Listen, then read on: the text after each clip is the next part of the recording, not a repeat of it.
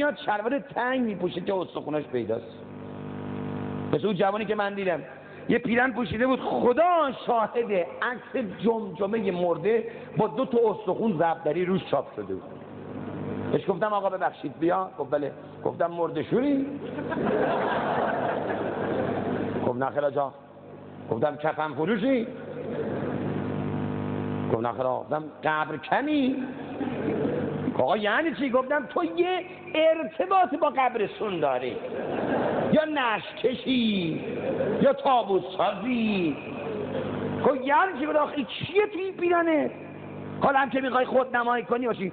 گفت قشنگه، حال کن، عشق کن. گفتم با جمجمه مرده عشق میکنه؟ ای چیه؟ یا جوون مرد بیاد پیر ابرو برداره، واقعا در شأن یه مرد هست خودشو به دختره درست کنه؟ زنده باد خروس، زنده باد خروس.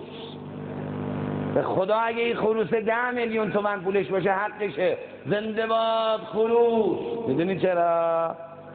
چون خروس حیوانه ها، ولی با حیوانیش دمش کرد، آبرو هرچه مرد حفظ کرده.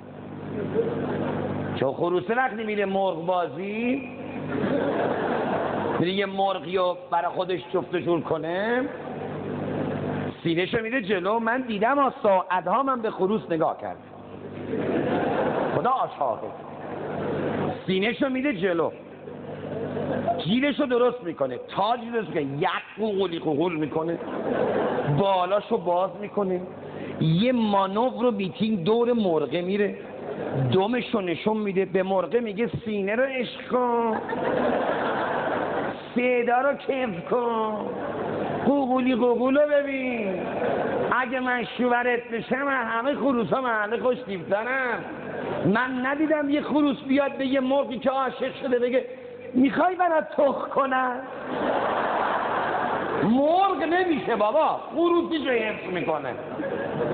جوانای امروز ما وقتی میخوان با یک دختری ارتباط برقرار کنن یا خودنمایی کنن مرغ میشن، خودشون دختر میشن، اشوه میان، نازک نازک حرف میزنن، دستبند دخترونه میزنن، موهاشون رو بلند میکنن، لباشون رو سرخ میکنن، زیر ابرو برمیدارن. پس برو یه اتاق عمل و شر رو کم کن.